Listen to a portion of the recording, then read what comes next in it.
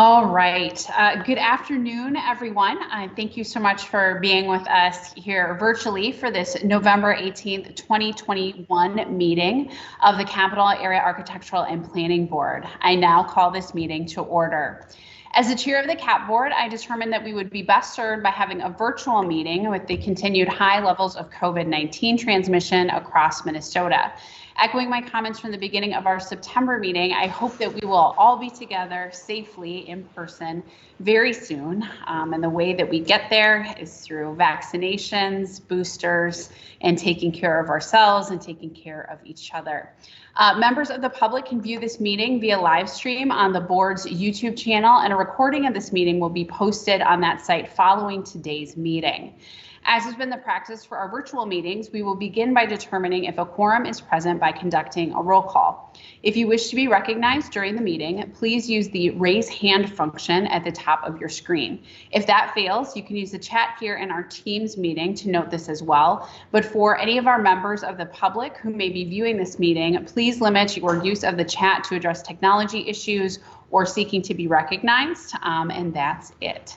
I also want to start off by thanking the board members and staff for the significant time that you are devoting to your participation in this moment. I recognize that this is the fourth meeting of the year with two more to come soon, and the documents accompanying today's agenda total nearly 100 pages. So thank you for everything that you have done. In addition to establishing a quorum is present, I would also like to use this as an opportunity for us to learn a little bit more about one another and the capital area. As noted in the agenda, in addition to indicating that you are present, please also share with us your favorite place in the capital area and very briefly tell us why it is. So I will go first and say that my favorite place in the capital area is the Loggia.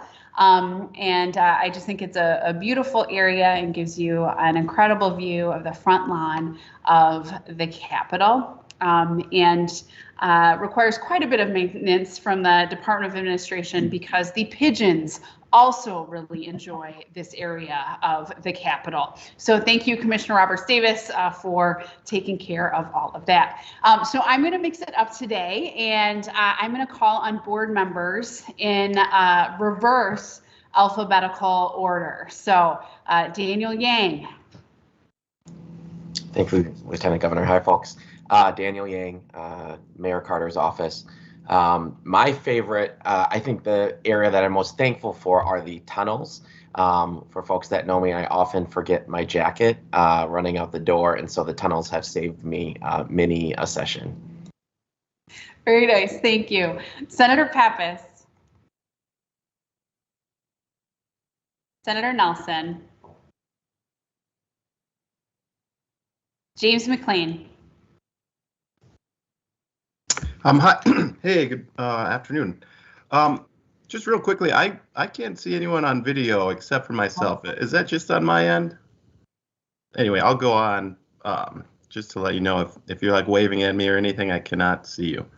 It's hard to pick one favorite place at the Capitol. I think I enjoy a lot of the monuments. I think one of my favorites is the, I don't even know its official name, but it's one of the war monuments that has a stone from each county in Minnesota, and each has a little excerpt of a kind of a communication between a family member or somebody who was at war. I just think it's just kind of a cool interpretation of a war memorial. I just like walking through and reading the different excerpts. Some of them are funny, some of them are sad, some of them are happy, some are just really mundane, but it's just interesting to see the different communications through the years. I think it includes all it's a memorial or a monument to all wars that Minnesotans have participated in. Thank you for that reflection. It is very cool. And James, if you head on up to the top of your screen and hit more actions, you may be able to click on gallery or large gallery to be able to view all of us. I spend a lot of time on Teams, so I'm getting more and more familiar with it every day. Representative Hertas. Well, good afternoon. I think my My favorite area of the Capitol is the Capitol building itself, the rotunda area.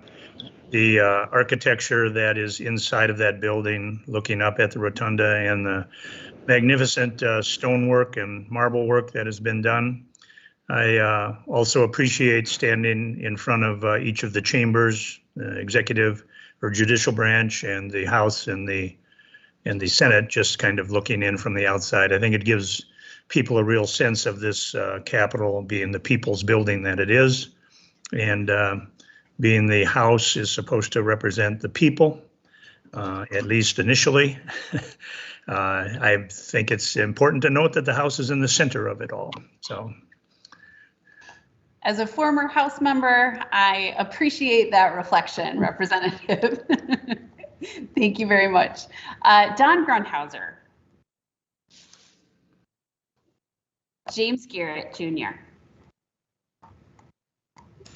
Yes, my favorite part of the Capitol area really for me is Capitol Heights, the area behind the Capitol on the hill. I lived there for a while on 8 Winter Street, and I used to just love walking up there near the old Bethesda Hospital, the little sculpture garden that's up there, the little park and gazebo, and it's a really quiet area that most people don't really know about, and the views are amazing. So I think for me, that's probably my favorite part of the Capitol area. Thank you so much. I used to eat my lunch up there. It's a beautiful, beautiful spot. Thank you. Representative Freiberg. Thanks. Yeah, for me, it might be a tie. I think the Rathskeller is a really interesting place. I have to imagine we're the only state capital in the country that has a room with decorations on the walls that are German phrases talking about how great it is to drink alcohol. So it's either that, just because it's so unusual, or the Jesse Ventura gubernatorial portrait, which is also rather unusual. 2 excellent choices, Representative. Möchten Sie Bier trinken? Herr Freiberg? Ein bisschen. Nein, bitte. This meeting is off to a tremendous start. I'm very excited about it. Elaine Fink.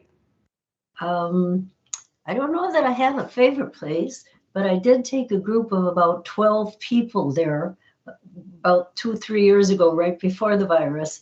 And of course, when you say the loggia, you're talking about the whole gold statue area outside with the horses? No?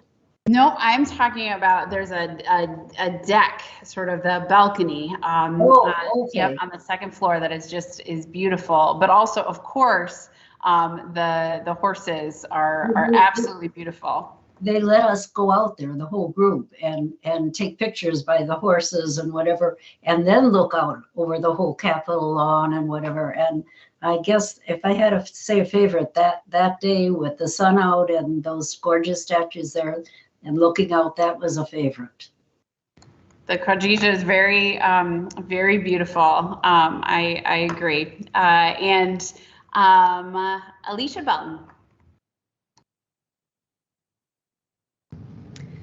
Good afternoon, everyone. I would have to say I've got 2 actually: the rotunda and some of the corridors, the vault areas in the corridors, and then the arches in the rotunda, and just the beautiful the detailing in that.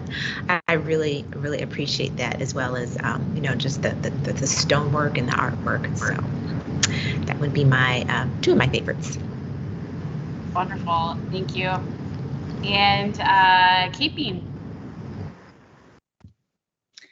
So I think that I will agree with the beauty of the rotunda and just the magnificence of that space. I'd also mention, I think that a few years ago when there was conversation around some artworks that were found to be offensive by Native people, and the painting of the Treaty of Travis de Sioux and the Father Hennepin piece, which I'm particularly interested in since my family was the Dakota family that showed Father Hennepin where St. Anthony Falls was, thus him not discovering it.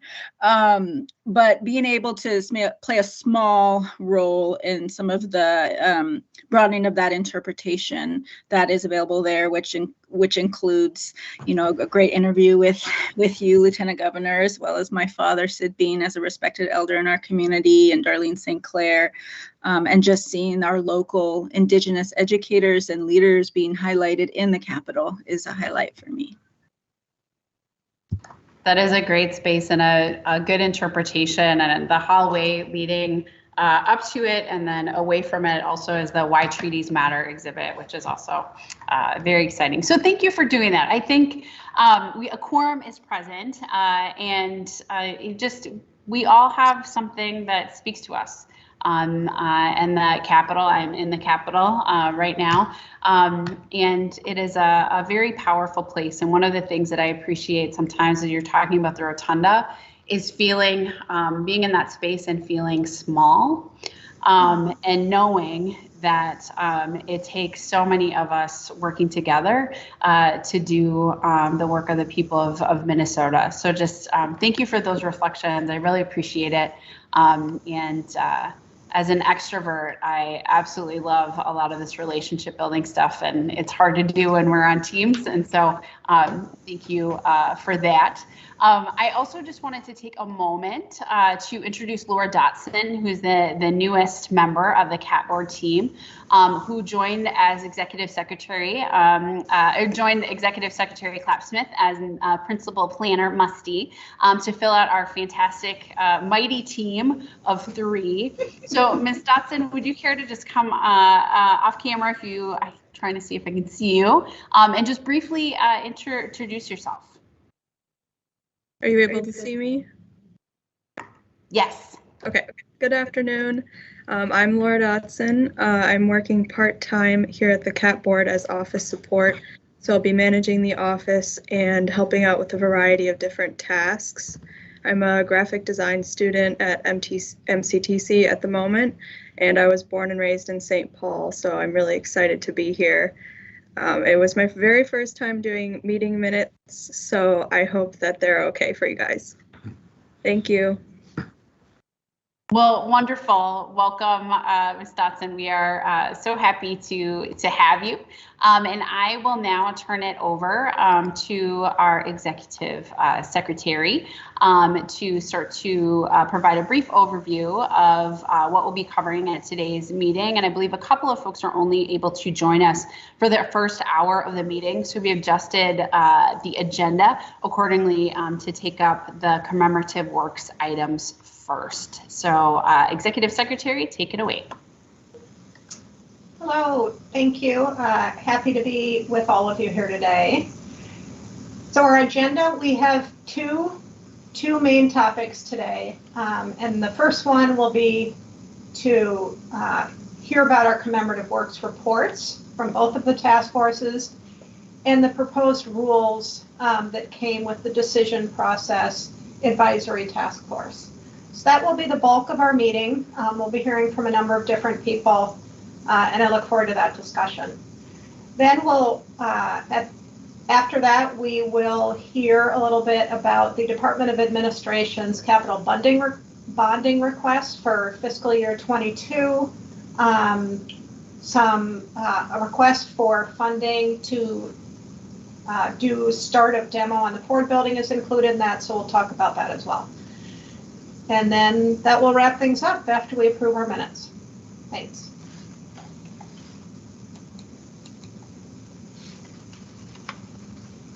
Okay, great. Thank you so much. At our last meeting, we learned about the work of our 2 task forces on commemorative works in anticipation of the completion of the reports you received earlier this month. I'm really grateful for the work of both of these task forces and the opportunity now before us to review their final product. We will begin with the Public Engagement Task Force Chair, Carl Crawford, who is back with us today. And Chair Crawford, I will turn it over to you for any initial comments on the report of your task force. Thank you, Chair Lieutenant Governor Flanagan, and thank you to everyone. I hope you can hear me okay. I can't help but give my 2 cents on what is my favorite place at the Capitol, and that is the people that work there. I truly believe they are our greatest asset. They make us feel welcome, they are knowledgeable, they are professional, and they try their best to make this really feel like our house. So I want to make sure that that is out there. It is my honor and pleasure to present some of the major themes from the work that we've done together. I would be remiss if I did not give real heavy lifting to the amazing folks that I was able to work with as we did this work, and some of them are present on the screen today. But as you are able to pull up, are we able to pull up the files right now? Excellent. So some of the major themes from my input were, of course, finding that people are proud of the Capitol and that people feel their communities are not reflected in its arts and monuments and memorial, but also to understand the most important thing is on the bottom of that screen, and that is we had input from 4 task force meetings, 25 listening sessions, and 344 survey replies. And this was all done in the backdrop of a pandemic. So big kudos as we continue to do this work. And I spoke last time of how proud I was that this team went even the extra step of understanding the importance of language, so that the survey was actually put in, I believe, 4 different languages. So Minnesotans were able to give their best input. Next slide, please.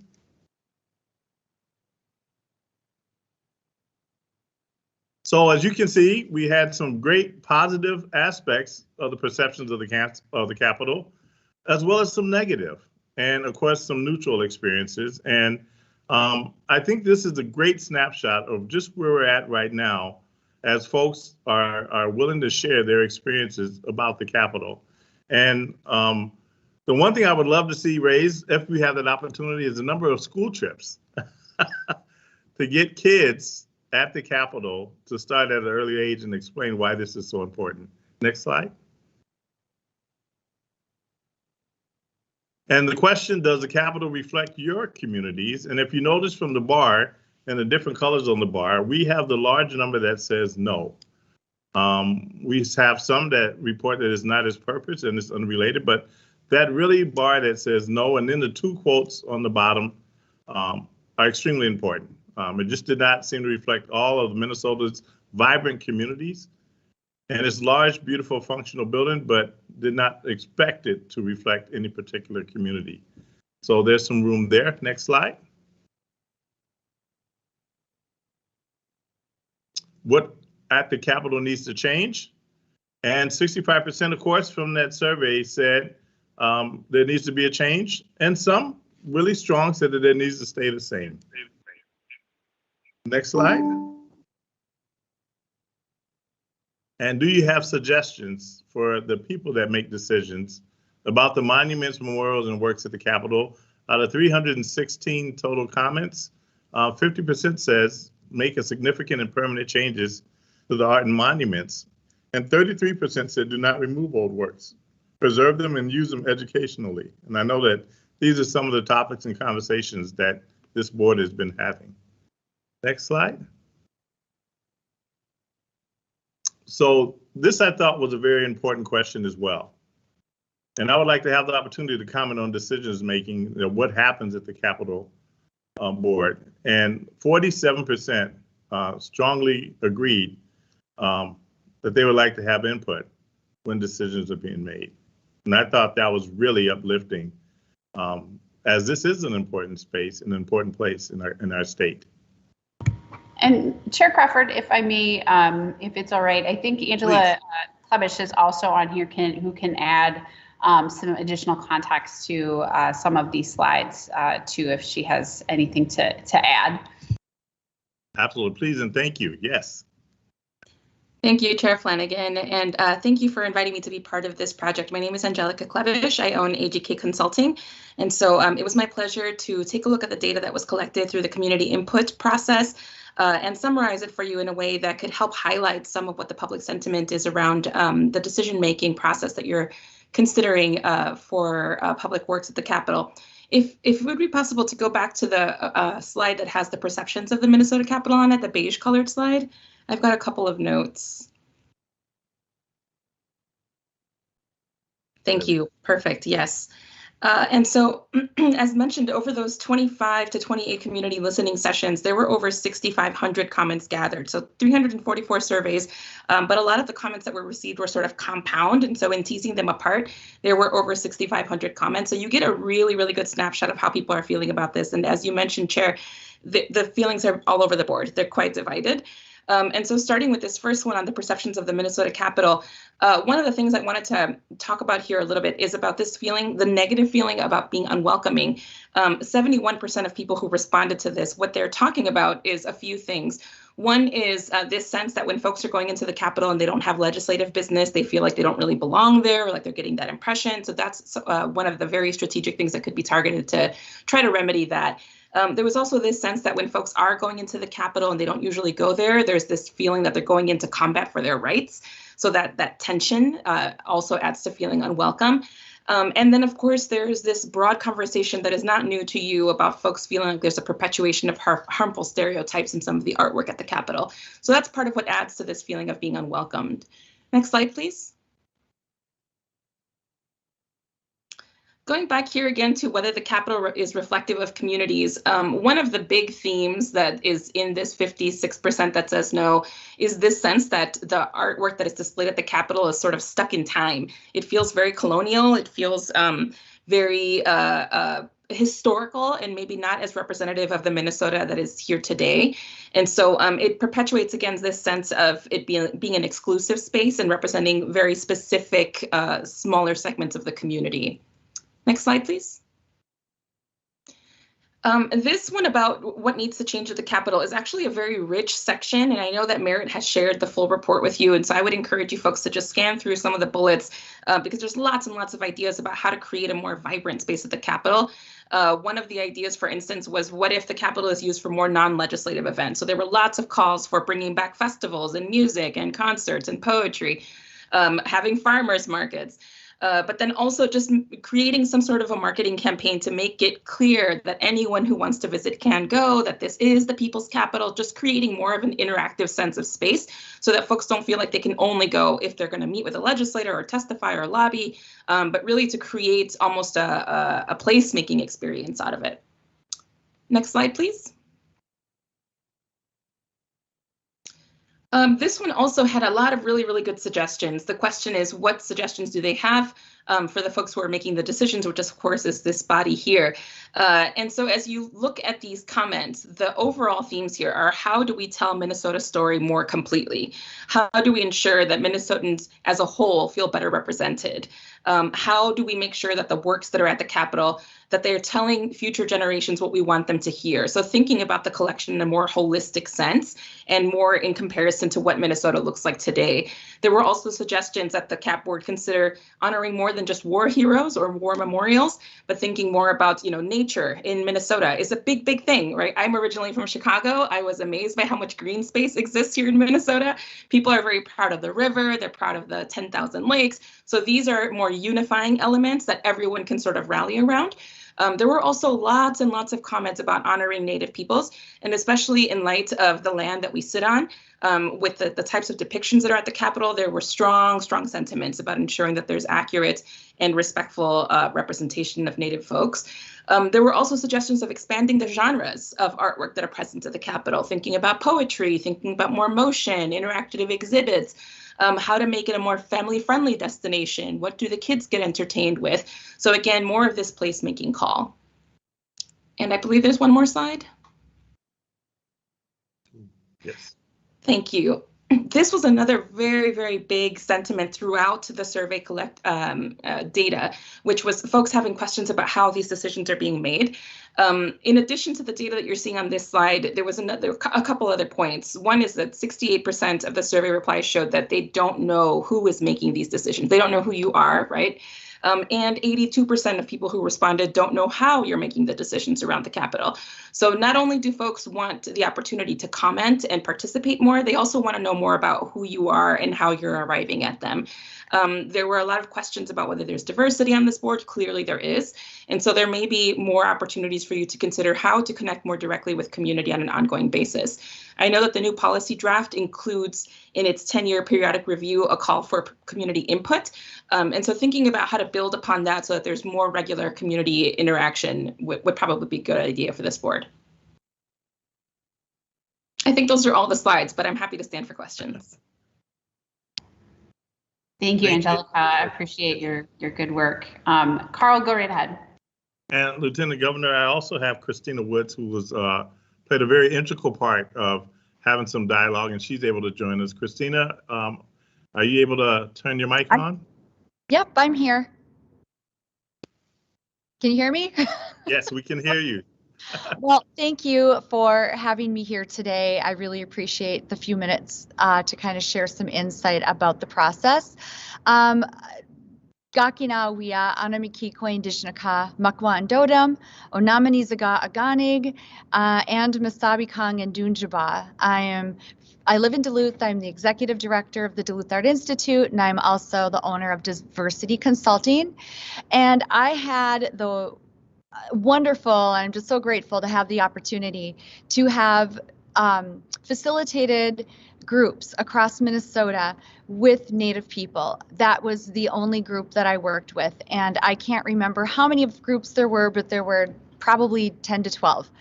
And we're talking leaders of tribal communities, people involved in social services. It was diverse as to the touch points that these folks have in their community, and some people who don't live in their community but had a really deep interest in what's going on at the Capitol. What I really appreciated about having this sector of information being so intentional is oftentimes our Indigenous communities are actually an asterisk in all the data. So it's less than 1%, less than 2%, and then all these narratives become absent. And so my hope is, as you review and look through this data, that you put an exclamation point on the comments that have to do with indigeneity around the state capitol.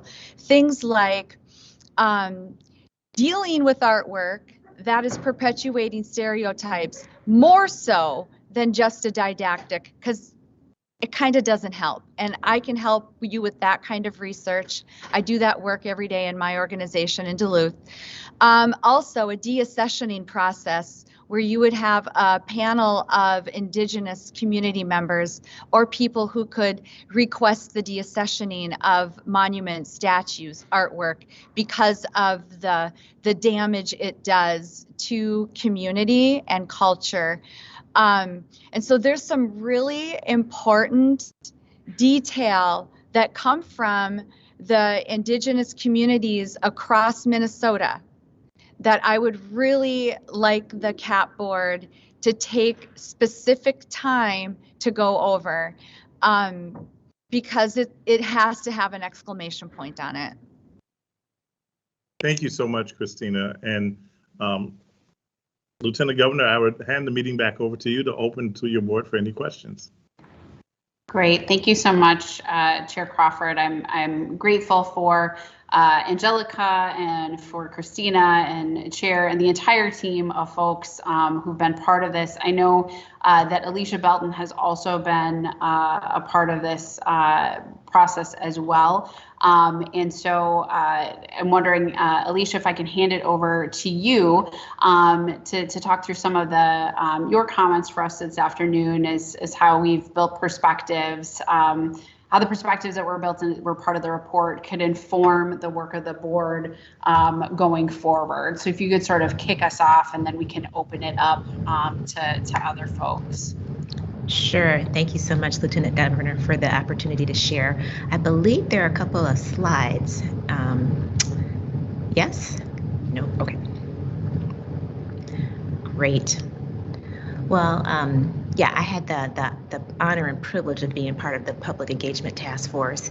And so, want to share some comments on how these perspectives that we've collected can help inform our future decisions as a board, and more importantly, our approach to engaging with Minnesotans going forward. I had the opportunity to meet with African American folks from that live in North Minneapolis, that are part of artist community, hearing from some of our youth, and as well as women business owners. And so they were really excited to share their perspectives. So as you can see in the slides, there's 3 points that I would like to highlight as priorities. Number 1, community access to CAP decision-making process. Number 2, transparency in the CAP decision-making process. And number 3, engagement and consultation with community prior to major decisions. So regarding the first point, really, we heard lots of things and how as we as a board can we put these priorities into action. And so we heard things like there was a power imbalance in how we continue to do fundraising. As an example, the task force collected this comment: don't make marginalized communities pay for monuments that should honor them. They are already disadvantaged with less access to resources. So going forward, we may want to consider strategies to create a pool of funding that can be used for commemorative works to help alleviate this barrier. So that was just one of the points that came across in terms of, how are we looking at and balancing and making sure that things are fair and equitable. The point on transparency, an immediate action we can take is to ensure that written materials of the CAP board just uses plain language that Minnesotans can understand easily. If you look at the report from the other task force, that was a good example of this. So using plain language for commemorative works, the materials, and for all of the CAP board materials, so that Minnesotans can understand what we are doing as a board, and that we should define terms that are not broadly understood and avoid needlessly complex and lengthy sentences. So again, that idea of being transparent and authentic in how we're doing things. And then to the last point, ongoing opportunities for the public to provide input on future commemorative works on other major decisions. So, our current rulemaking process provides a venue for this, and as a practice to use in all of the significant activities that we do so as a board. This involves strong participation in the listening sessions and surveys, showing that the public, was really eager to engage in the topics that we deal with as a board. So I found that was really an overwhelming experience for all the groups that I was engaged with, that they really, they wanted to be a part of the process. So I thought that was really good. So next slide, please. So some of the highlights and big picture priorities that the task force heard, number 1, being explicitly welcoming and inclusive of marginalized communities at the Capitol. I've heard Lieutenant Governor, you say that, people want to be seen and heard and valued, and that was very overwhelmingly talked about in all of the groups that I was a part of. Number 2, focus on commonalities among Minnesotans when considering commemorative works. And really, again, this goes to, how are we reflecting our more broader community throughout the state of Minnesota, and making sure that the things that are being highlighted reflect that diversity of the rich population that we have. Number 3, presenting accurate and complete historical narratives that acknowledge invisibility, marginalization, or negative depictions.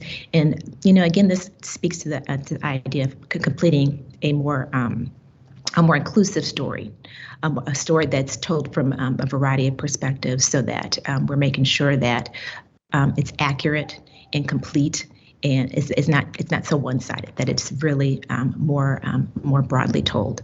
And then the last one, including diverse experiences and communities in the works on display at the Capitol. And again, this is this idea around just making sure we're representing who is in our state, that they see themselves in these experiences in the works at the Capitol. So yeah, I would say that, my experience in working with these different organizations in the state, they really, they just want to be heard. They want to see themselves reflected in the Capitol, and really want to understand, how we are making decisions and how they can be involved, and wanting to make sure that their perspectives are being represented. So I will leave it with that and open it up for any questions, if any questions. Thank you so much, and thank you for taking on that additional responsibility of facilitating and sitting in on some of those listening groups. I appreciate it so much. I know that we have some members who need to leave at 2, so I'm conscious of time. If we need to, have even more in-depth conversations at a future meeting, we absolutely can do that, but want to make sure if there are questions now or comments or just some reflections that we allow a bit of time for that for other members of the CAP board. You have several experts who sat on this task force who are with us right now, or who did the research and just put all the data together. So please go ahead and raise your hand in the chat, and I'll call on you.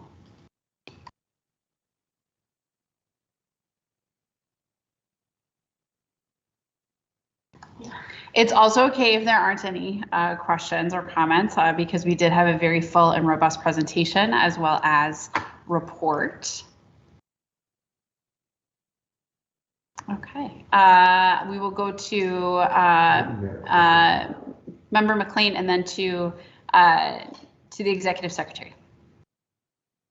Thanks. Yeah, I agree. Great presentation. My question is, and I don't know if anyone has an answer to this today, but I'm actually, one of the things I'm thinking about is, while we're kind of meeting remotely, and I think when I joined, I had a couple of in-person meetings before we went remote, but I'm just curious if we have the ability to, even if we're to have some sort of hybrid model where people from across the state can, and were they always, I guess my question is, one, do we always have video available for board meetings? And can we continue that into the future?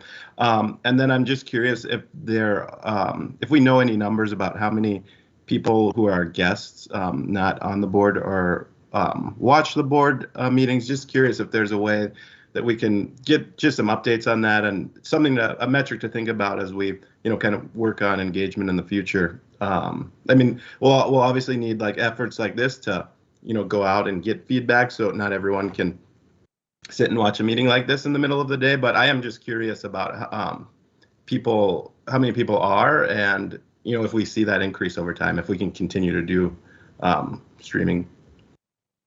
For sure, I appreciate that, Mr. McLean. I think the visibility of the CAP board has certainly increased over the last year and a half or so, and I am excited about that. To Angelica's comments about people wanting to know who is on the CAP board, is it diverse?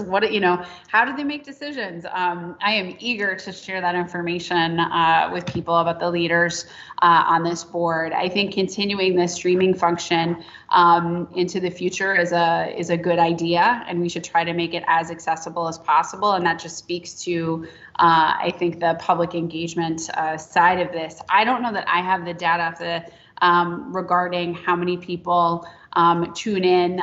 Perhaps, Merritt, you have some of that information, but I know it certainly has increased, and my hope is that we can continue to make sure that the people have access, they know that it's happening. And as we come back to in-person, doing that hybrid, but also thinking about where we're holding some of the meetings and, what time of day they are. And perhaps there's other ways for us to make them more accessible, or in partnership with some folks in the community. Executive Secretary, I'll hand it over to you. Yeah, thank you so much for that question. I would like for us to continue moving forward even after COVID, doing something that's like a hybrid meeting, because it provides so much more accessibility for people that can't come in person. I also like that the meeting can be recorded, so that if people can't make the meeting, they're able to go back and see what happened. So we will absolutely be working on that. I am not sure about the data, and if Peter Nash knows, they might be able to share that in the chat. I just want to first thank Angelica for writing up everything in this report really well. I was really impressed with how much work the task force did to hear different people's voices. And hope you all have had the time, or will have the time, to read everything in the report. As you might expect, there are people with lots of different opinions out there. And that will always be the case. I tried to reflect in some of the highlight comments on the slides, a little bit of that balance that you have. But I have the sense, continuing to hear comments that are coming in, that we're having a good sense of the themes that are out there. And so now it's moving forward and figuring out what we're going to do on them. Thanks. And Nash just shared in the chat that we have 18 people who are watching on YouTube right now. One of them may be my mom. So we'll see. She misses being able to watch legislative floor sessions. But thank you for that data. And I think that my hope is that we are now just sort of turning a curve on engagement and how we're doing this work. The task force really set us up so very well, moving from surveying people who were at the Capitol to now making sure that everyone in Minnesota knows that they get to have a perspective and opinion. And as a CAP board, we get to help, create policies that ensure that they are part of this process. So continue, please, to dig in to that report if you haven't read it all the way through. And as you have reflections, like as Mr. McLean had, for ways that we can ensure that we are more accessible, that's why all of you are here. This board is a board that is full of Minnesotans and people who care about these issues, and we want your thoughts and ideas and strategies to ensure that we are getting the best results possible from the work that we are doing as a CAP board. So I'm going to keep us moving. If you have any additional questions, comments, or snide remarks, you are absolutely able to share those with us, and we can continue to speak to those. And so I'm going to transition us to the decision process task force. So we are going to review the report. Our incredible task force chair, Dr. Gwen Westerman, encountered a last-minute conflict that prevented her attendance today. So members, I hope that you've been able to begin to understand some of the intricacies of the proposed policy from the task force, but would really appreciate it, Executive Secretary, if you could provide us with an overview of the proposed process. Hi there, thank you. I'm a poor substitute for Dr. Westerman, but I'll do my best. And we have some slides as I talk through this. I really want to highlight the structure of the report, and specifically how the policy and rules that they've put forward are organized. So the major recommendations that came from the report work is we really need to update the policy. There are no means right now by which people can formally apply to ask that works be considered for modification or removal. And that's really important to open that up. The group worked hard to put together some application forms and FAQs that we can use moving forward and continue to modify them so that the public can always find things easily and understand what this is about and how to apply. They've also recommended 2 10-year reviews. One would be reviewing the policy itself on a 10-year basis. You know, how is it written? Have the rules been working? Is there anything that should be reconsidered?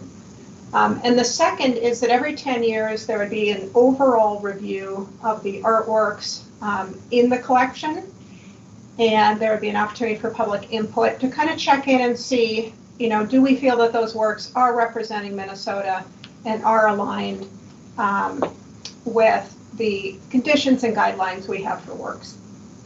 And finally, the group talked about quite a bit this funding piece. You know, currently if people want to add a commemorative work and apply to do so, they have to demonstrate that they are able to raise the funding to do so. And that can be very expensive. It's a high bar. And not everybody or every group has access to that kind of fundraising potential. So I think there's a strong interest in figuring out how to create a fund that would generally be available for commemorative works, so that when some of these activities are undertaken, there would be at least a pool of resources to cover part of those expenses and level the playing field for applicants. Next slide, please. So the elements in the report that you read started with a vision statement. Well, it started with the description of the report work, but then looking at the policy, they had a vision statement, guiding principles. They put together a terrific list of definitions for words that they were introducing within the proposed language for amended rules, and that's really helpful and really important for a rules document. Then they looked a little bit at the existing policy language for adding commemorative works. They did some fine-tuning and addressed some gaps in that. And then they prepared new language that would be the process for modification or removal. How does the CAAPB board, the staff, members of the community review that? And then, as I mentioned, they drafted some application forms and FAQs.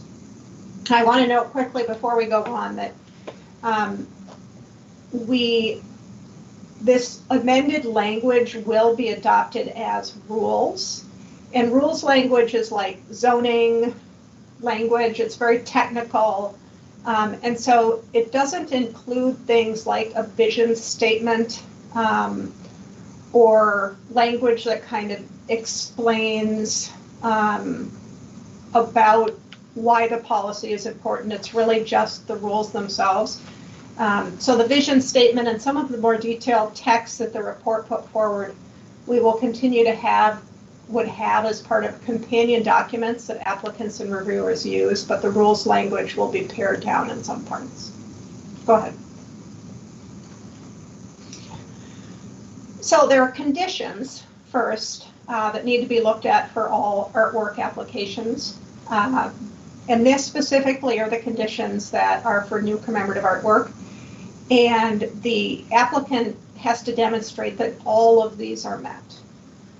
There's documented public support, that the work would have lasting statewide significance for the people of Minnesota, that it's respectful of all Minnesotans, that it gives a rich experience, and I'm using actual language, to broaden understanding of Minnesota's shared history, heritage, and culture, and that the subject of the work, if an individual, must be a Minnesotan with historical impact, who is widely recognized and admired by the people of Minnesota, and who has been deceased for 10 years so that we have time to decide whether they're significant or not. Next. Then there are conditions for consideration of modification or removal of work. Again, there has to be demonstration of community or public support for the action. So in this case, it's framed as sustained, overwhelming public objection to a work that would justify modification or removal. And one or more of these has to be met, not all. That the work is not consistent with the guiding principles or criteria, which I'll review in a moment. That there might be faults of construction or such extreme maintenance that it can't be properly maintained over time. That the site where the work isn't safely accessible anymore to the public, or there's a reason that some new activity is happening and that work would have to be removed from there. And then any significant changes in use, character, and design of the site that changes the relationship of that artwork to where it's located. Next. So here are the evaluation criteria specifically that the task force has put forward for considering modification and looking at removal. And each of these criteria is explained in the report, and all of those, take on much more meaning, of course, with a full explanation. But these are the criteria themes that you see approachability, accessibility, equity or diversity, lifespan, representation, respect, restorative justice values. These are all criteria that would be considered for modification. Then for the removal, some similar themes. There would also be consideration of, why did the work come to be in the first place? What is the sort of level of artistic excellence of the work? We don't want to take any of these things lightly. We really need to understand that work at all of its levels.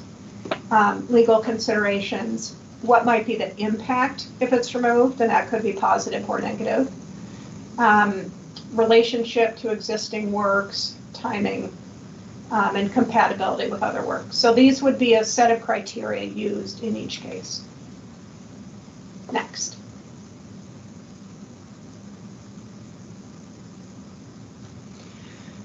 So I know you can't read this, but it's to give you a sense that kind of what the process would be. And the task force put this together, and it would be used in information materials just to help people understand what the process is. So in red, they're following the process for applying to remove, yellow is to modify, green is to add. In each case, they fill out the form, and then the CAP board staff review the application and notification and determine if the conditions are met to make the application complete. If not, it's declined, and the applicant can resubmit, and staff would help them, identify what are the areas they need to be more complete with. And if all the conditions are met, then it would go through the following processes. There's levels of staff review, of board review. There would be committees put together. For instance, they would review modification, design competitions. So they're public hearings. So there are a number of different steps that we go through, and it's really important that that be transparent and that there are opportunities for members of the public to be involved in that process and understand how it's moving forward. Next. So, for instance, specifically, there's a suggestion that modification or removal would have a review committee. And this is simply what was put together by the task force as a recommendation as to who might be on the committee, 6 to 10 people. It would have a member of the board, one of the architectural advisors, a person representing Department of Administration, 2 professionals that are involved somehow in visual arts, public art, art history, these different things that touch on works of art. And that one of them would have knowledge of artwork conservation, since it's a modification or removal request being considered. And then there would be up to 5 people. It would be selected for technical expertise and or members of the public. I think there would absolutely be members of the public. It's nice, I find, in groups.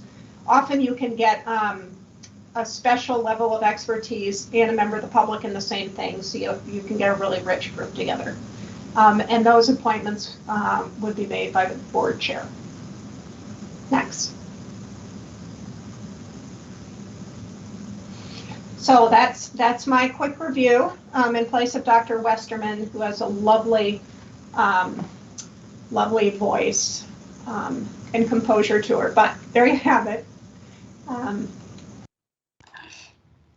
Very well done, Executive Secretary. We can't all be Dr. Westerman, so that's okay. But thank you for walking us through that. I do know that there are a couple of members who need to leave. I'm wondering, Daniel Yang, if you would be willing to just share some of your thoughts and perspectives here before you have to hop to your next meeting. Sure. Thanks, Lieutenant Governor. Just really wanted to highlight folks have already appreciated Dr. Westerman's leadership, but just really incredible leadership by Dr. Westerman and the Lieutenant Governor, working in real time in the meetings, a lot of time outside of the meetings, I know a lot of folks serving on this board have served probably on numerous other commissions and committees, but this task force, I was just so proud of how representative it was of all Minnesotans. The focus not only on making the recommendations be accessible both in language and in process. There were a lot of conversations and just really thankful. A lot of difficult conversations, but they were held respectfully. But at the heart of it was wanting to make sure we ensured a process where all Minnesotans, one, could understand, have access, and feel agency, like they had agency to be able to voice what they in their communities feel like in regards to these recommendations and what's at the Capitol. So just really thankful for everybody's participation and proud of the recommendations and how exhaustive they are, but also just really proud how we got to that space. And so thank you, and especially I know there's a few other folks on this board. It was we put in a lot of hours, but it's important work, and I am proud of the result of the conversations over the last year. Thank you so much. I know that you have to jump. I also wanted to hear from Dr. Bean and Commissioner Roberts Davis as well, who are part of this particular task force. So Dr. Bean, please go right ahead. Thank you, Lieutenant Governor. I would reiterate what Daniel Yang just mentioned in terms of, and what we've all mentioned in terms of Dr. Westerman's leadership and her grace and the way in which she has such a calm demeanor and can bring people together. I think it was that process and being able to have so many diverse perspectives in a room together virtually, but to be able to work with one another and come to consensus even on certain topics that we might not all agree on was something that I really appreciated being a part of. The ways in which we respected each other's expertise and voice, I think, was incredibly important. The other piece that I just want to mention briefly is that I think that what I really appreciated about this process is that we wanted to make something that was clear, accessible, that the public would be able to understand and participate in, but not only in terms of what is already at the Capitol grounds, but being really forward thinking in terms of what will be, and being open to the ways in which our state and the makeup and of those who live within this state continue to evolve and change, and being open and flexible and welcoming to that change, I think, was incredibly important. And I just really liked the 2 10-year review processes that are included. I think that's really important, and also just responsible for us to do. And so it was a great experience. And I also just want to thank everyone for providing their time and expertise. Ida, ma'am.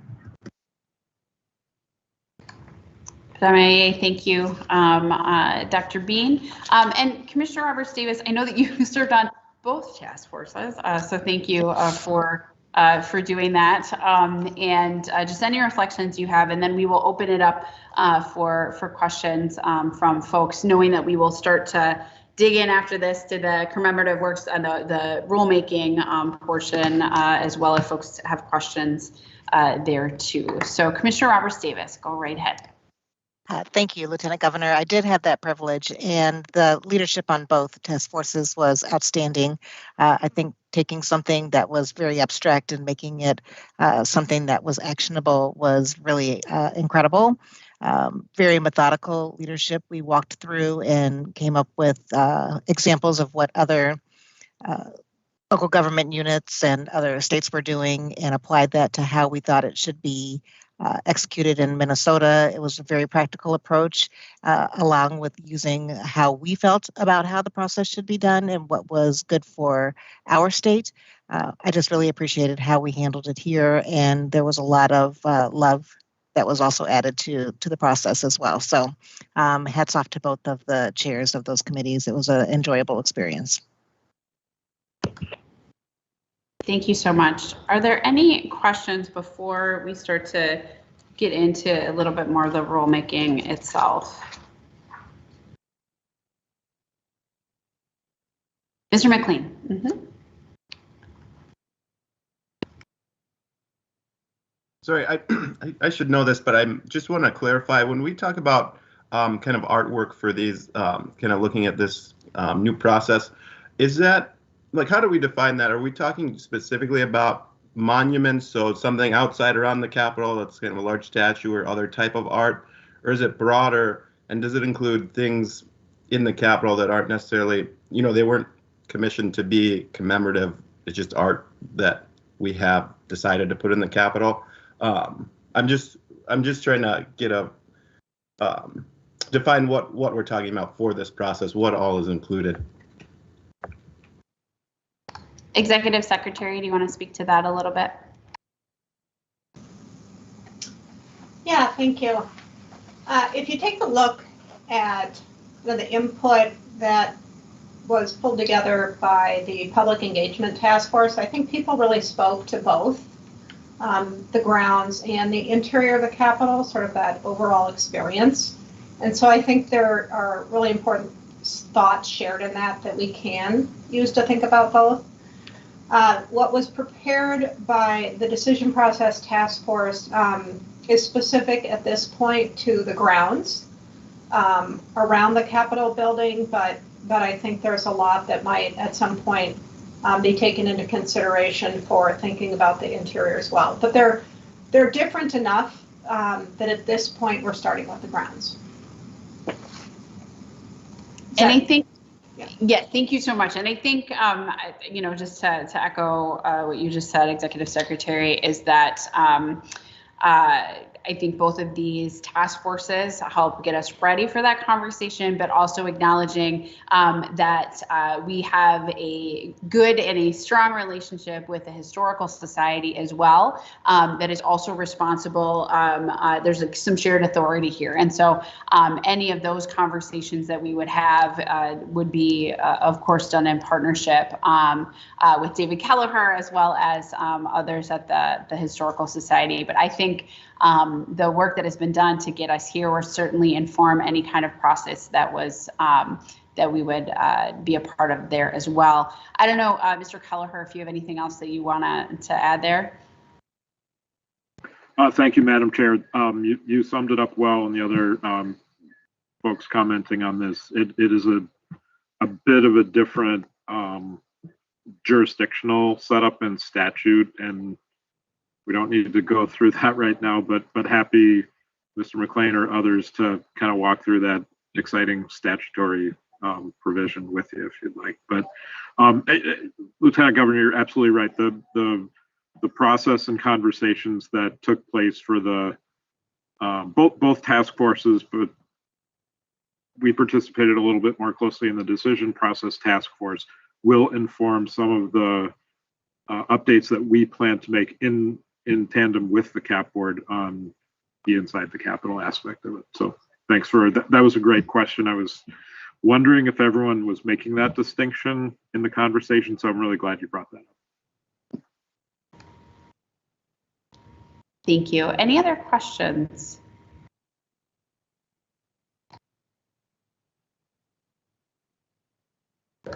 Okay, so I'm going to come back to the Executive Secretary here, and we asked the decision-making task force to put together a policy for us to consider, and I hope you've been able to take some time over the last 2 weeks. We just walked through the two pieces there, but we're still a while off from any final decisions, but our meeting this afternoon and the one to follow in December are opportunity as a board to talk through any questions or concerns that we might have before further steps are taken in the rulemaking process. So I want the Executive Secretary to reground us in where we are in the rulemaking, the exciting world of the rulemaking process, and highlight some of the comments that we've received so far.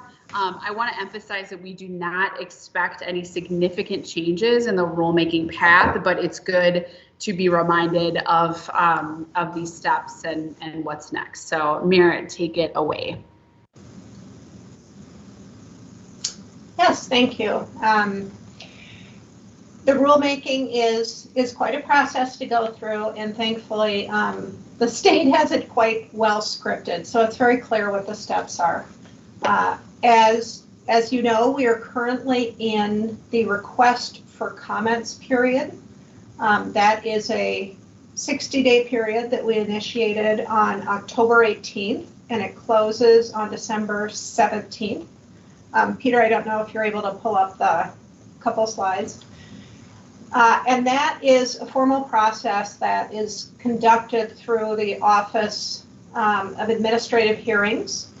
And so far, when I sent the information to you about the comments we've gotten so far, I think there were about 15. And all of the comments were really, really thoughtful. They're definitely worth a read. I think all of this stuff is worth reading, but they are really, really good comments. And so that's a 60-day process, and that's been going on before the reports are out, and now the reports are out, and it will continue, as I said, through the 17th. At that point, well, I should say first, we're going to meet again in a couple of weeks as a board to continue to discuss the commemorative works and the proposed rules. And so I will continue to send you updates on additional input we receive through that process. And I'm looking forward to your comments as well. We go to the next page. We are going right now through revisor review as well. So the Minnesota revisor takes the language that was put forward by the task force with a few process updates from staff, and they're now turning it into the rules language. As I said, that language will come out looking a little bit drier, but it's written the way it is to make sure that it is consistent with legalese that would be looked to so that we have a policy that's very clear and enforceable. They think that they're going to be getting me back the draft with comments tomorrow, and so I will be sharing that with you as well so that you can see what they are recommending to change. And they're really thinking about that from the perspective of the administrative law judge and the comments the language they think the law judge would want to see this expressed in.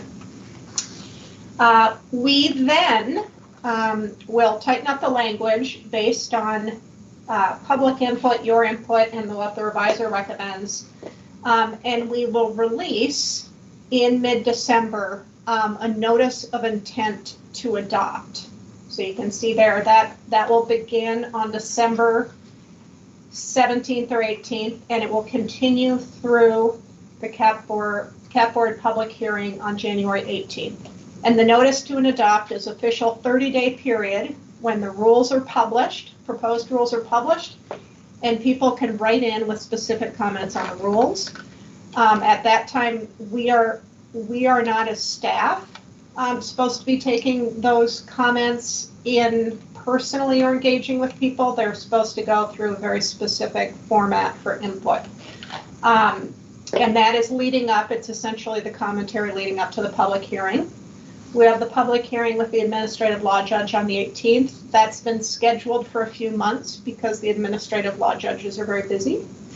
And then following that, you can have comments for up to but not exceeding 20 days, where it's really people's chance to kind of follow up on anything they heard in the hearing, want to correct the record on, whatnot. At that point, all of the information goes to the administrative law judge, and they review it and come up with recommendations to the board for the rule language. At that point, the board will review that recommendation and make a decision. So we have overlapping windows, though. We're not certain exactly how long it will take the ALJ to do the review and when the CAP board would be ready to reconvene. But those are some windows of time you might expect. Thank you. Sorry, are there any questions? Does that make sense? Thank you, Executive Secretary, for walking us through that process. I really appreciate it. I would appreciate also just hearing from additional board members. You don't have to feel like you have to comment, but I know that we haven't heard from Ms. Fink, Mr. Garrett, Representative Freiberg, or Representative Hertas yet, and I'm eager to hear your voices as well. Elaine Fink, go right ahead. I see your hand is raised. When I talked to Merritt a few weeks ago, when she had a few of us, and James McLean was on with us also, one of the points, and it wasn't brought up today, that I still am, I just don't think it's practical, and I'm wondering why it was put in there under the removal of the monuments. It says they have to say that I not only need the approval of the CAP board, et cetera, but it was my responsibility to secure funding for implementing the removal of those things. I think that's an unfair, what's the words I want? I think it's unfair to ask that of any one individual, or even, I'm thinking even if they could get, say, a couple hundred people to sign a petition, the removal of some of those monuments would be in the thousands. And why would one person, practically speaking, want to take that obligation under? Somehow or other, that should, if the state put it there, if a group put it there, it seems to me that the state itself somehow in funding should have the removal of the monument itself as their responsibility, not a person or a smaller group. And if there's a reasoning behind that, I mean, I would be very hesitant to say I would undertake $20,000 because I wanted something removed. I would rather not submit that application. And even if you had 2,000 or 3,000 people behind you, you're still asking them, every single one of them, to put up money to do something that then would go on the state grounds. Ms. Fink, I see lots of nodding in the meeting here. I would just personally share some of your concerns there as well. I think what this does is really speaks to this question that was raised previously by Ms. Belton, which is just this need for funding and trying to figure that piece out. One of the things that I might propose is just for us to think a little bit about what that could look like potentially, because that is a concern I know that you raised, and I think it's shared with other folks on the board. Any additional comments to that particular piece, or adding to that discussion?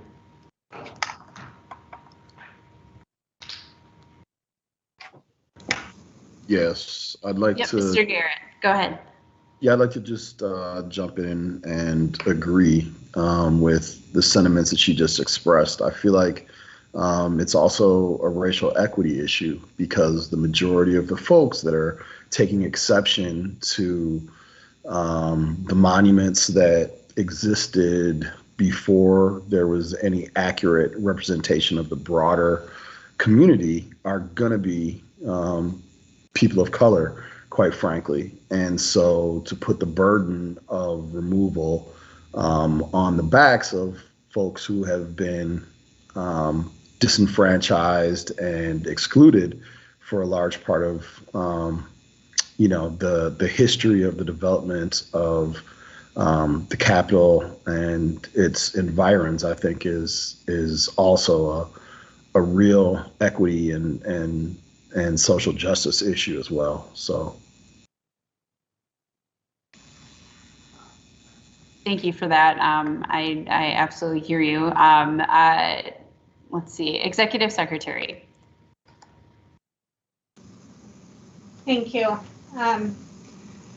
This issue has been coming up for a while, and it's a really important one. I really tried to think about the language that's in the current rules to make sure that it allowed space for us to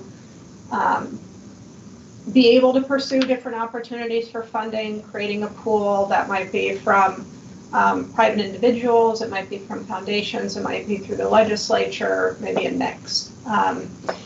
And so the language right now is if the application is approved and before implementation or installation, the applicant must demonstrate that funds for the project consistent with the estimated budget are committed. CAP board staff are available to offer funding advice and provide testimony to the legislature, but we can't directly raise funds as the CAP board. But I've been talking to a number of people who've been discussing this funding thing, and I think they're feeling hopeful that a good campaign might be able to help put together a pool of resources that would be available. But right now the language is agnostic, except that it says funding sources need to be identified.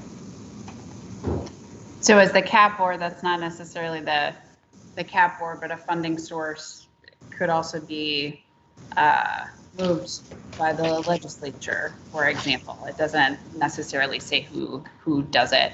I do want to, I do want to just name this very explicitly so that we can also just acknowledge this space where we find ourselves, which is members.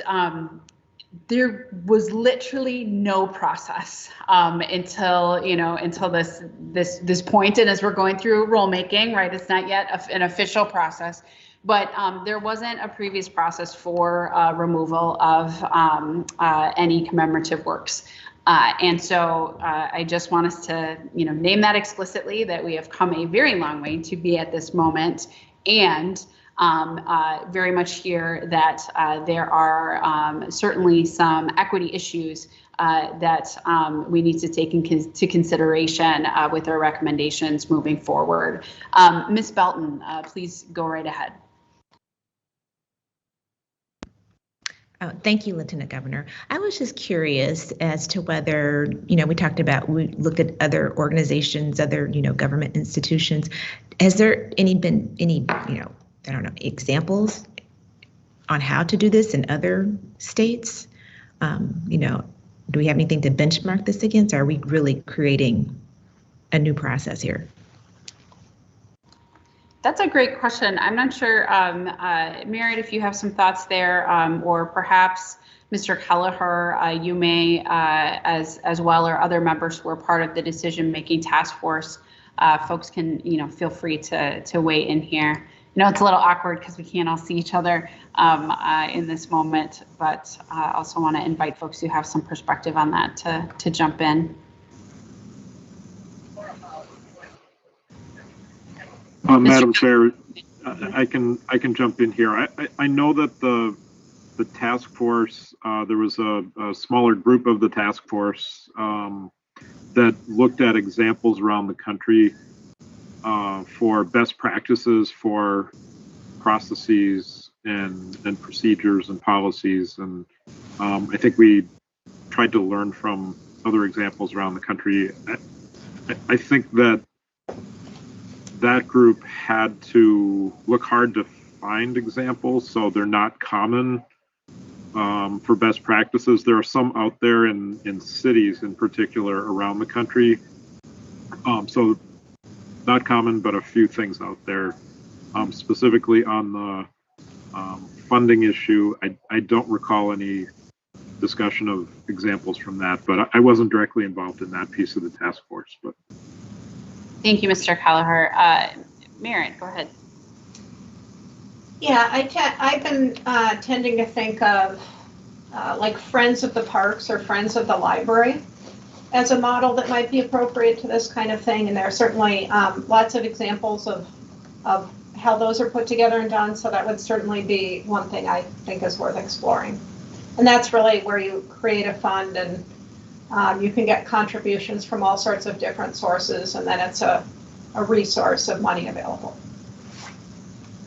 And I'm curious, there certainly has been fundraising, and we have seen it, here on the Capitol grounds for monuments and commemorative works that are erected on the lawn of the Capitol. And usually you're fundraising for something instead of removal of something. So that is certainly something for us to think about.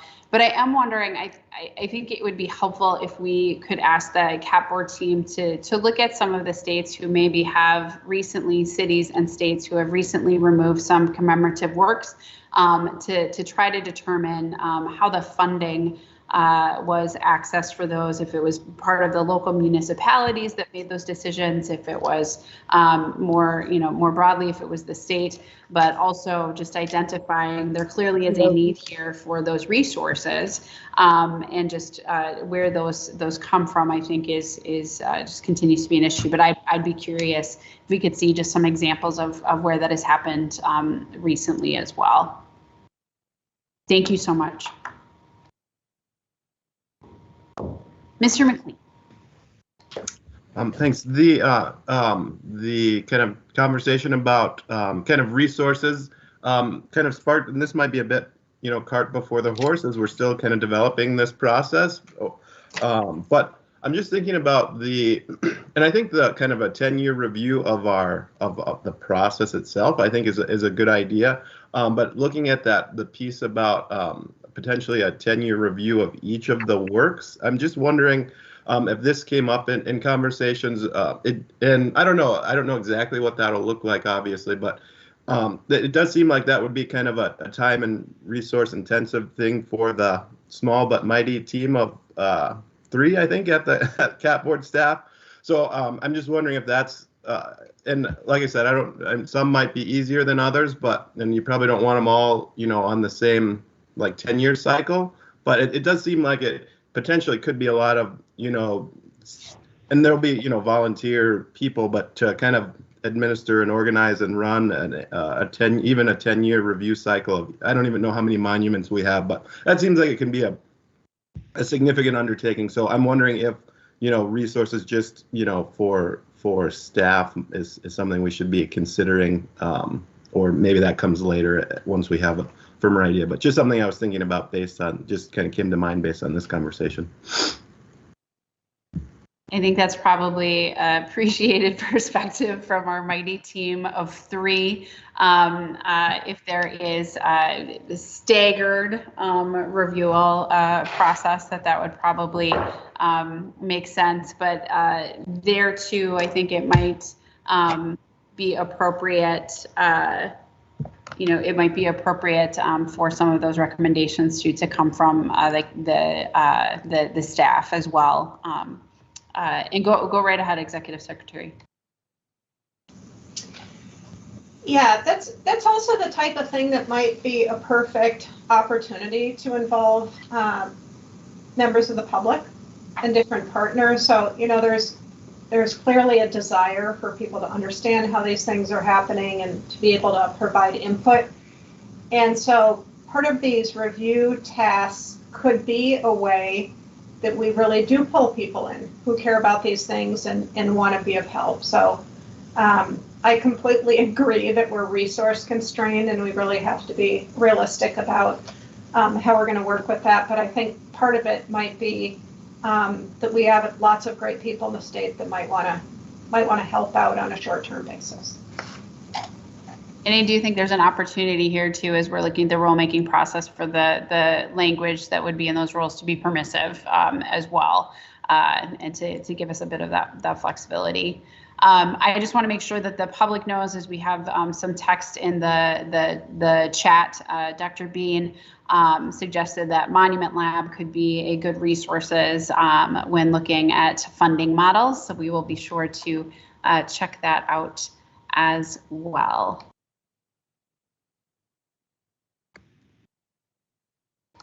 Any other questions, reflections? I know that we'll talk a little bit more about this at our next meeting too. But Merritt, did you have some things here that you'd like to add? Yeah, well, I'd love to hear more discussion, but I absolutely also want to encourage you after the meeting to send me any thoughts, call me on the phone, because I will be taking that into account as we look at making some final adjustments before we release that official copy for notice of intent to adopt. So the more I hear, the better. And like I said, I'll keep you updated as well on what we're hearing from people and from the reviser. So that copy, because the notice of intent to adopt needs to be released on December 17th or 18th, I will need to be finalizing that proposed rules language within the few days before that. And I would like to send out to you, thinking of that, probably a draft of what we would recommend submitting with, say, a week for you to provide comment. And we'll be discussing more on December 1st, kind of a draft that I'll, even in just this next week, start to highlight some things that we might want to shift. Great, and we will absolutely will appreciate getting those recommendations from you in that draft as well. Okay, so I do know that we have a couple more things that we wanted to chat about here as we have some time. But again, noted concerns about the funding costs for the commemorative works, looking for additional ways that other states, municipalities maybe have facilitated those processes before and what those dollars have looked like.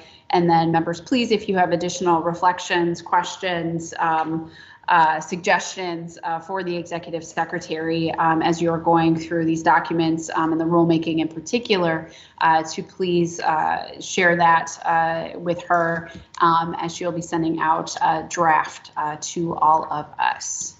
And just thank you. I know that this has been a wild ride, and when we first proposed these two task forces, exactly what it would look like, they were just sort of big ideas, and now we have two reports and opportunities to move forward. And I am just so thrilled to have this team be the team, both our staff, but also the CAP board members themselves. Just really honored and humbled to be in this work with all of you.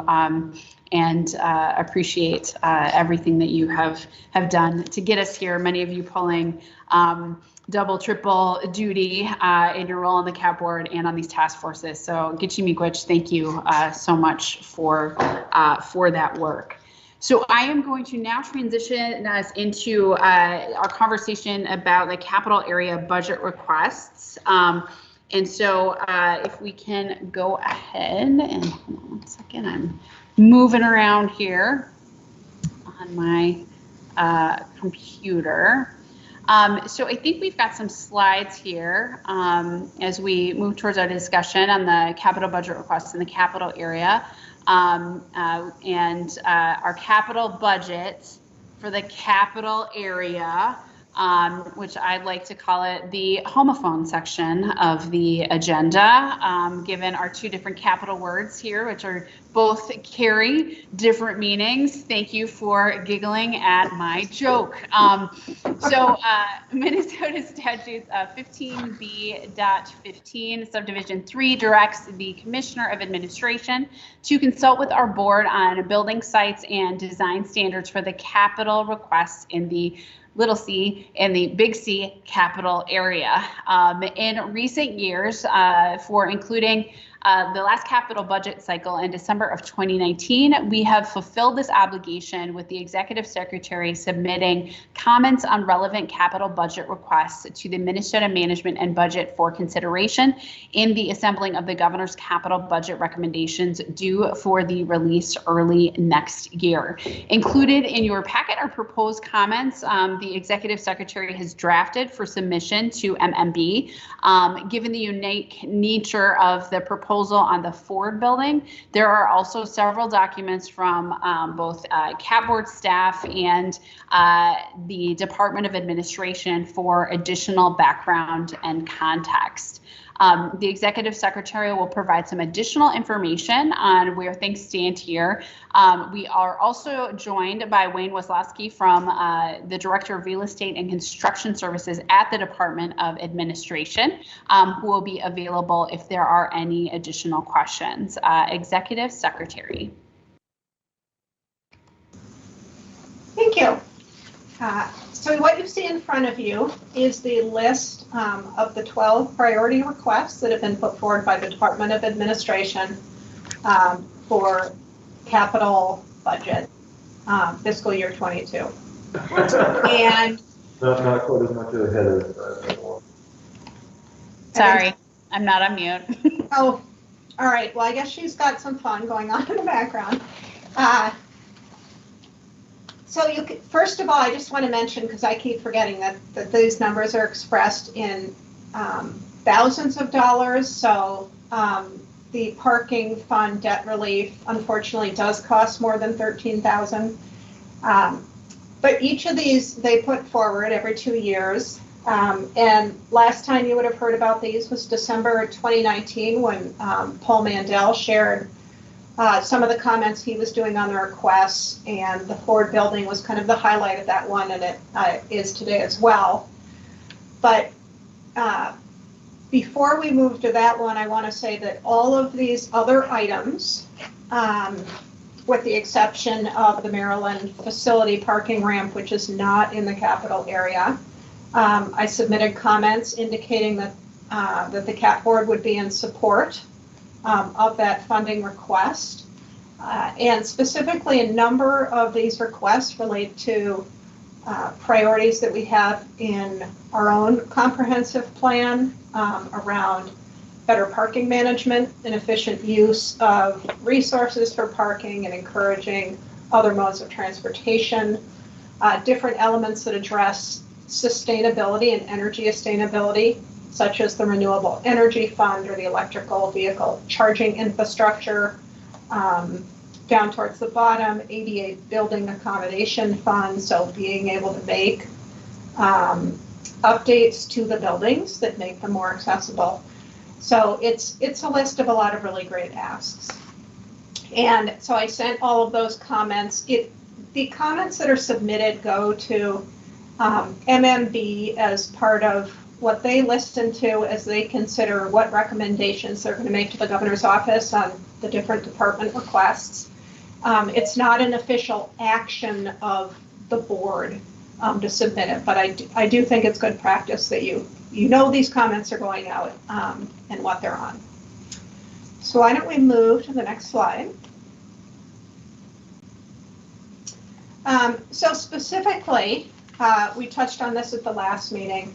The department administration is continuing forward with their interest in taking down the Ford building, which is next to Lot C. They own both the Ford building and Lot C, in anticipation of being able to do a new state facility there. So currently they have the study going on by Wold Architects to put together a plan for how removal of the building would happen, what the costs would be. And based on that study, they have submitted for funding for a phase 1 of Ford building demolition. And so we put together a comment on that. And in the memos in our last meeting, I mentioned that our comprehensive plan has language around the Ford building, which you see here in front of you, that states that there should be a reuse study of the site and the area around it to determine different redevelopment scenarios and to compare those before demolition would occur. However, Department of Administration has a number of different considerations and obstacles that it believes don't make going through that process prudent, or even that they're able to do so. And so they are proceeding with asking for funding to move ahead with the demolition absent that step. So the comment I put together simply says our comprehensive plan says this, and if they were to proceed with demolition, and we would have in front of the zoning administrator the request for a demolition permit, we wouldn't be able to issue that permit unless we amended the language in our comprehensive plan. That's a process that can take 6 months or so. There are a number of involved steps in that. Next slide. So the Department of Administration, we've been talking between our different staffs about this situation and the fact that we have this disconnect. And so they've shared with us, which I really appreciate, the language that specifically they would be putting in the request. So it asks for the amount of funding to complete abatement. And I'm just going to read this for people that don't like reading slides. I'll say it aloud. Abatement of hazardous materials and demolition of the Ford building and associated infrastructure located on the Capitol complex as the first phase of overall site redevelopment. This appropriation may also be used to construct and equip improvements to maintain access to the Capitol complex tunnel system, as well as to provide security, irrigation, and landscaping for the site. Notwithstanding Minnesota statutes 15B or the comprehensive plan for the Minnesota State Capital Area, a reuse study of the Ford building shall not be required prior to a building permit being issued for the work authorized in this appropriation or to proceed with such work. So essentially, this is something that the legislature can choose to do and does sometimes, which is in order to proceed with an objective they would like to, if there is a conflict with an agency or body, the notwithstanding language can be used. And I'm pretty new to state government, so others might be able to explain that process a little better. So with that, I'll just stop and see what questions there are, or if Mr. Wisłowski has anything to add or better explain. Thank you so much, Executive Secretary. We can open it up for questions, but also would invite if Mr. Wisłowski has anything to add here as well.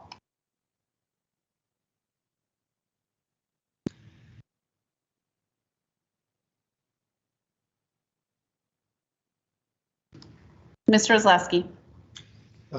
Madam Chair, members, I just want to say we appreciated the consultation that we've been doing with the executive secretary and staff, and certainly understand that there's differing viewpoints on this, and certainly happy to respond to any questions that anyone has.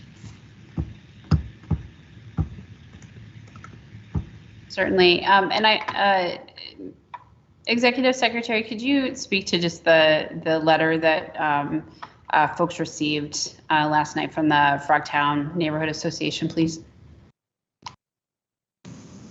Yes, thank you. And sorry, they did send it last night. I got it this morning and forwarded it on to you after a little time to provide some more context on some comments within the letter. But I'm hoping you did see your email, which has a letter from the Frogtown Neighborhood Association expressing that I can't remember the words precisely, but essentially they would like to see any decision about the Ford building and specifically demolition not occurring until there's a good conversation with the community about the building and the area around it. So I forwarded that letter on. There was a statement in the letter that the community had not been engaged in the comprehensive plan process, which is not the case. I wasn't here then, but there was very extensive community engagement in many different forms during the comprehensive planning process. And so Peter Musty was kind enough to put together points, which I shared in my email, that kind of laid out the types of engagement that occurred. There's also a note that Department of Administration will be following up with Frogtown Neighborhood Association to talk to them more about what they have in mind and why.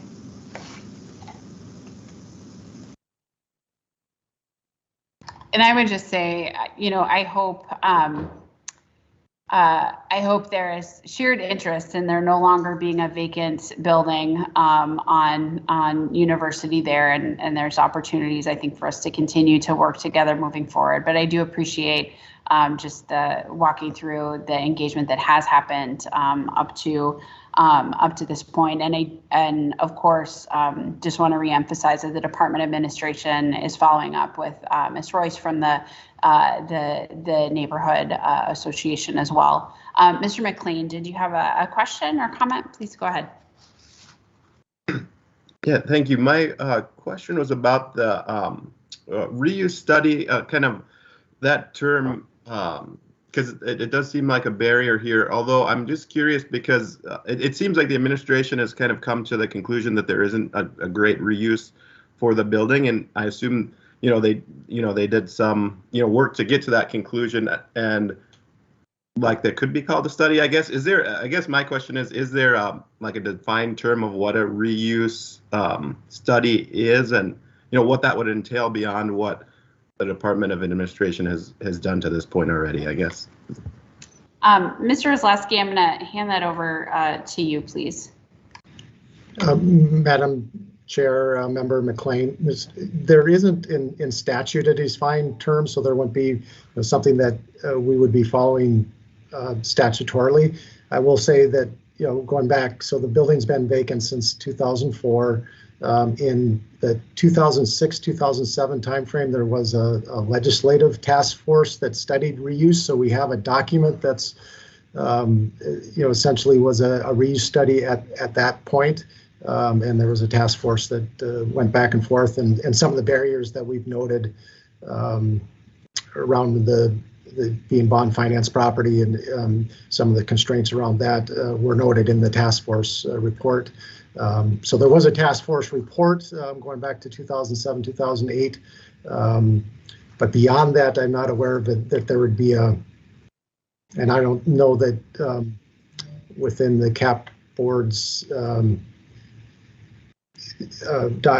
documents, there would be a specific definition for reuse study. It's obviously been looked at quite extensively over a 20-year period of time. Any additional questions or comments?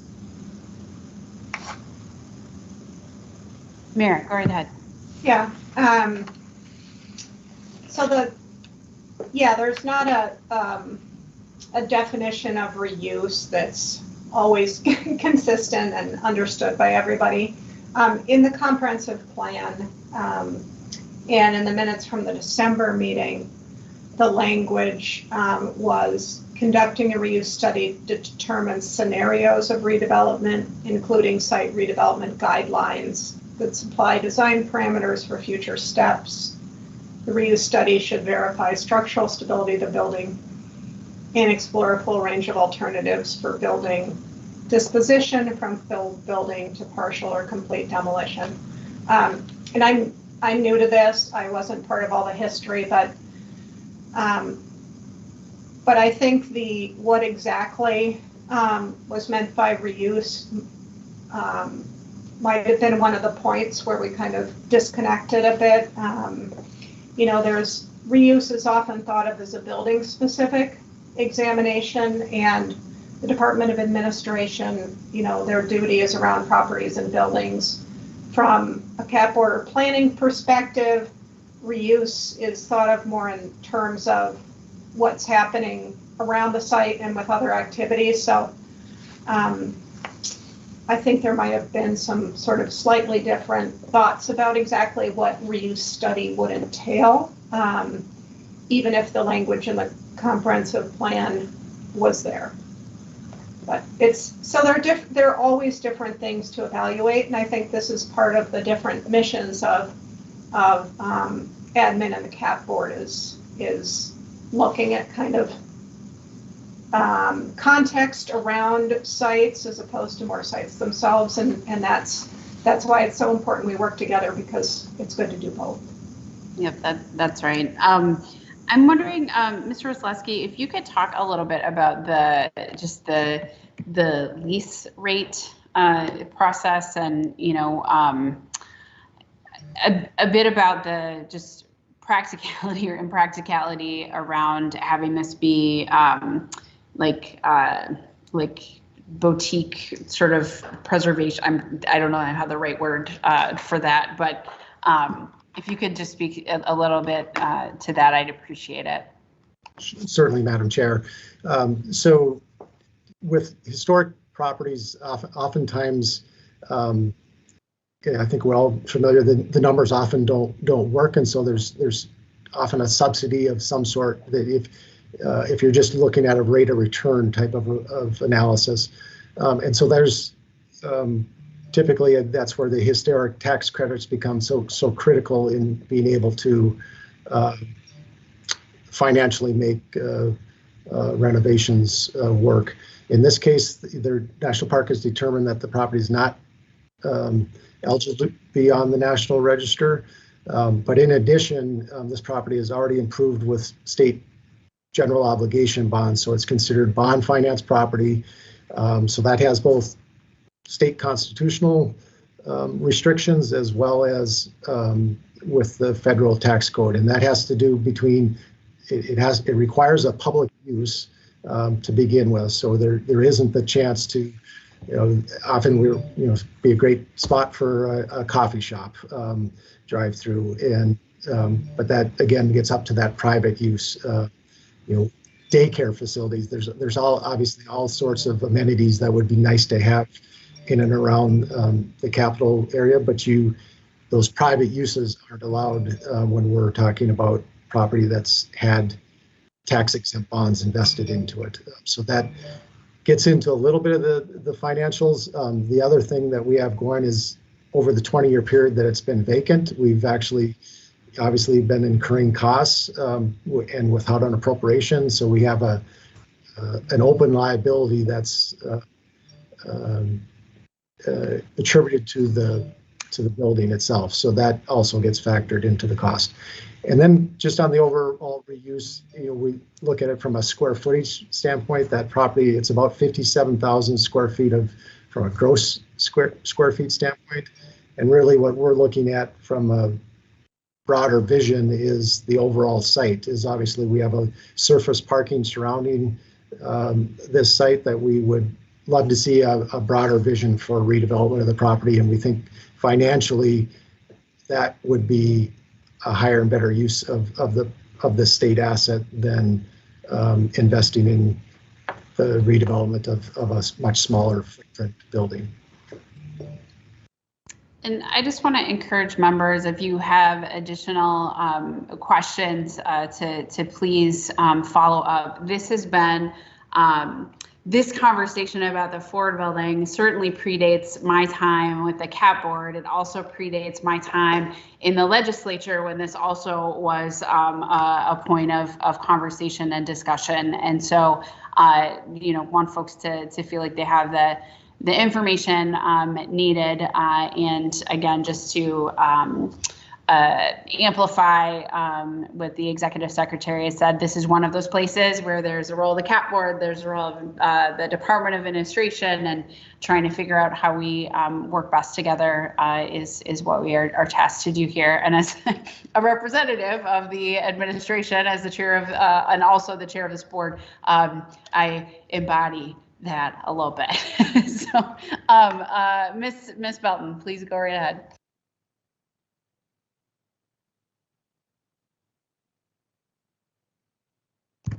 And you're on mute. Again, thank you so much, Lieutenant Governor. I don't have a question, but really a comment. I was at that meeting where we're in December of 2019, where there was lots of discussion of the forward moving process of this building. And it was not an easy decision as to approve moving forward with demolishing the building. Lots of discussion. I have to say that, I'm not familiar with what the process is moving forward. The precedent for moving forward with demolishing the building versus this is what's in the plan, the comprehensive plan, saying that there's some contradictions there. So maybe if you can provide some clarity around that. But so are you asking for us to not to move forward in light of that contradiction? Or we're just having discussion about, a decision that's already been made? Does that make sense? Yes, yes, it does. Executive Secretary, do you want to speak to that? Go right ahead. Yes, I'm happy to. I can address it. I wondered if there were any other kind of questions or comments before I try to give that context a little bit. All right, I'm gonna jump in. So officially, at this point, there's nothing for the board to vote on. We aren't. The Department of Admin is going through their 2-year process. They make funding requests. We provide some comments on those, but those are advisory in nature. And they understand that this comprehensive plan language, which says that there should be a reuse examination of different scenarios that may or may not use the building, is something that we are bound by at this point, since it is in the comprehensive plan, but that work would entail time and money to go through that evaluation, and for reasons that were in their memo and that Mr. Wisłowski explained, they don't feel that they have either that time or money to do so. And so in that language that I read from their request, they are putting in the notwithstanding language specifically because the comprehensive plan does not put forward a path where they can proceed to demolition without that study. So the notwithstanding language would essentially say, well, there is this language in the comprehensive plan, but the legislature is approving them to move forward with demolition despite that, and that is something that the legislature is able to do. So it's a way of resolving the conflict between those two things. I mean, it's a hard situation, and I think the advisors and the staff here, know that the building has history. It's really solid construction, and that there are examples of these types of buildings being repurposed and reused. But that does come at a cost and a lot of effort because they are unique buildings. And no options have been identified for doing that fit the obligations and limitations that have been brought forward by the Department of Administration. So that kind of puts everybody in a tough spot. But no formal action is before you now.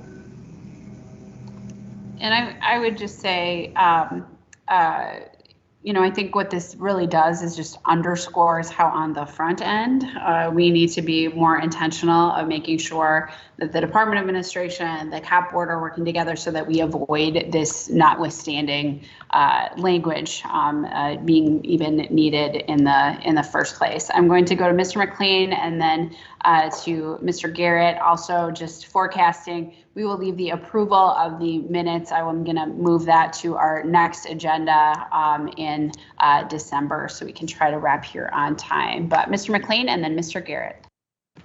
Yeah, I just had a question. I think maybe on the kind of Department Administration's kind of process, because it seems like, part of there's at least, some discomfort about kind of moving forward with the process of demolishing the building without, at least some idea an ability for people to give input about, what comes next. And I know, you have to be, thinking about that, and you have that process. So I guess I'm wondering why, like, for example, if there isn't, funding to do a kind of a big, I don't know, visioning process, like, could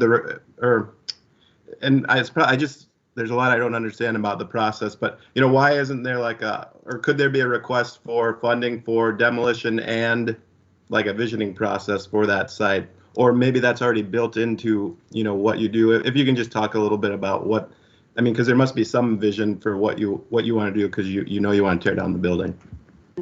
Mr. Roslowski. Madam Chair, Member McLean, thanks for the question. So this last meeting, I gave just a brief update that we were going through a strategic facilities planning process. And so that is going to include the visioning for this site. But an example of one possibility is we know the Centennial Office Building is coming to the end of its useful life, that either a major investment is needed, either demolish and build something new on that site, or a complete renovation. So potentially you can see the Ford building site being that first step in this process, where we build something new on the Ford building site. That tenants that we have in the Centennial Office Building move over to that site, and then we figure out what to do with the COB site. So that's all part of the strategic facilities planning process that we are just getting kicked off. It's going to be about a year-long process. That also is going to be where there's going to be opportunity for both the CAP board and the community to provide input and ideas and suggestions on what they would like to see happen on the site. Obviously, a part of this is we're wanting to make sure we're meeting the state's real estate needs, and how do we do that in the most cost-effective way? And part of that strategic facilities planning, by the way, is we know the workplace is completely different today than it was 2 years ago, and so it's an evaluation of really what are our real estate needs going to be going forward, and what's the best solutions to meet those needs. One of the principles we're trying to meet with the Ford building site is to maximize that asset. So we know we have a prime asset that's on the tunnel. It's close to the legislative buildings and to the Capitol. How do we maximize the use of that asset? That whatever we do there is going to be there for the next 60, 70 plus years. So we want to make sure we're maximizing the use of that site. So hopefully that helps answer that question. But there is certainly a process we're going to go through for determining with the CAP board on what should happen on that site. Thank you. Mr. Garrett, and then Ms. Felton. Yeah, I would just like to maybe offer a more general comment for a little bit of context. We've been dealing with this quite a bit in our private practice over the last several years. Sometimes a building is just old, right? It's not historic. There is no particular unique architectural character or merit. It was not designed by a historically significant architect. It doesn't have any real significant value to community. It's just literally a building that is old. And we need to be realistic about what the highest and best use of limited space in dense urban areas is. And sometimes there are buildings that exceed their useful lifetime, and there are better and higher uses based upon the current and future needs of a site, of a city, of a community. And I think we have to take a deep breath sometimes and not be reactive that something that's old automatically is valuable. Sometimes, a building serves its purpose and it does a really good job for you for 40, 50, 100 years, but then that's it. Sometimes that's the end of the cycle. And so, we're dealing with this a lot all over the Twin Cities with sort of the building stock that we have. But I think we need to be realistic, and I think we need to take a deep breath sometimes and consider the big picture in terms of what buildings, remain and are worth the investment, the significant investment in renovation and, bringing them back up to building code and, some of these very, steep expenses.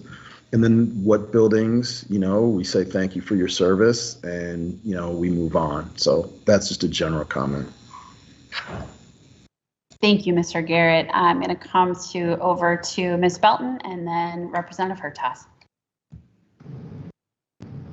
Thank you, Lieutenant Governor. I just wanted to add that, as I said before, it was not an easy decision to tear down a building, and I think when the ruling came that it was no longer a historic building, that was, at least for me, was kind of the final decision that, we see that this building is not terribly efficient and that there was a growing need to have places for staff to work, a need to have leases condensed into one site that's located close to the Capitol. So again, it was not an easy decision, and especially for me in terms of sustainability, the embodied carbon of that building already. So it wasn't taken lightly. I was surprised to see that there was a disconnect between what was in the comprehensive plan and what we went ahead and approved. But, I think it's great that we're having these discussions and, how can we make sure that we avoid this in the future? So. Yes, that's right. And Ms. Belton, thank you for reflecting on that conversation that we had in December of 2019. I know that seems like 25 years ago, but it was difficult, but also very thorough. Representative Hertaus, I'm going to come over to you, and then Executive Secretary come to you, and then I am very conscious that we are a little over time and want to be respectful of for all of you. Representative Hertaus. Well, thank you, Madam Chair, and I'll be brief. I wholly concur with Mr. Garrett's comments. I've been in the business of building structures and tearing them down for more than 40 years, and highest and best use is a principle. Unfortunately, when it comes to government doing things, the process oftentimes is much slower and is not, you can't move with the alacrity that the private sector does. And it continues to cost a lot of money to let that building just stand there. And this has been a building that has been the subject of debate for more than 10 years. It's not on the historic register. I agree with Mr. Garrett. It's just old. It's not functional anymore. It doesn't meet all of the standards that we expect in a new building. And to admin, I would say not 50 or 60 years, but we should expect more useful life out of a building than just that. So it's time to move forward. And I know there's oftentimes just a lot of resistance about change, but it's time. That building has done its purpose and it's time to move forward. Thank you. Thank you, Representative. Executive Secretary, please go right ahead, and then I'm going to wrap us up. Thank you. One point of clarification, then a closing comment. In December 2019, there was not a vote of the board to support demolition. There was discussion of the request to do the demolition cost study, which is going on right now. And then there was discussion in the meeting about the idea of doing further examination of reuse scenarios before demolition would occur, but there wasn't a vote, which is why the comprehensive plan language is what sort of our the thing we have to guide ourselves on now. So that's just point of clarity. I just want to say that as the new executive secretary, I really have appreciated the opportunity to work collaboratively with the Department of Administration. And I think that continuing to have open conversations and sort of reflecting on this situation can help us better anticipate and head off kind of future disconnects between capital area initiatives and what admin is working on. And so I look forward to a lot of great projects ahead that I think we can get the best outcomes with the two of our agencies working closely together. Thanks. Thank you. And any, additional comments or reflections, please feel free to share those with folks. I know that this is complicated, but we have an opportunity to move forward together in a more intentional way to avoid these things in the future, and just appreciate the perspectives of everybody on this board. And this has been a rich meeting discussing these two task forces, our rulemaking process, as well as the capital budget request for the capital area, and just appreciate the thoughtfulness of this board. We will move the approval of the minutes to next board meeting. There were some changes there that I anticipate we will include. So if there's not anything else, we'll see you at our next virtual meeting, Wednesday, December 1st at 10 a.m. Thank you so much for your grace in going over a little bit longer, and just 10:30. Yeah. Oh, I'm sorry, 10:30 to 12:30. Don't be early. 10:30 to 12:30. I hope that you stay healthy and safe, and I hope that you have a wonderful holiday filled with gratitude. I'm grateful for all of you. So Gichimigwich, thank you so much, and we will see all of you soon. Take good care. Thank you, everyone.